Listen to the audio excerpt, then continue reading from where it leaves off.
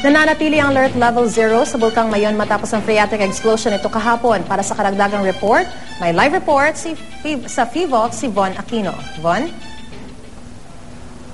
Maris, matapos ang phreatic explosion na nangyari sa Mayon Volcano kahapon ay wala pang naitala ang FIVOX na seismic activity ng bulkan sa nakalipas na oras. Nananatili ang alert level 0 sa Bulkang Mayon. Ibig sabihin normal ang sitwasyon ng bulkan matapos ang pagbuga nito ng abon at usok kahapon. Ayon pa sa FIVOX, hindi agad na-detect ang isang steam-driven eruption dahil nabubuo raw ang mga ganitong pagsabog sa loob ng mahabang panahon. Wala pa mang aktibidad na naitatala sa nakalipas na mga oras. Nagbabala pa rin ang FIVOX lalo na sa mga naninirahan sa paanan ng bulkan.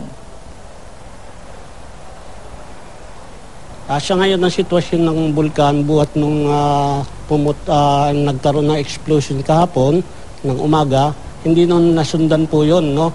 Dahil yung nauna po naming prediction na sa alert level 0 pa rin po tayo, wala po kami nakikita yung ebidensya or precursor na magkakaroon ng magmatic activity ito, no? Kaya ang tao, pinapayuhan nga ho namin na yung permanent 6 kilometers danger zone sa Mayon ay hindi dapat pasukin.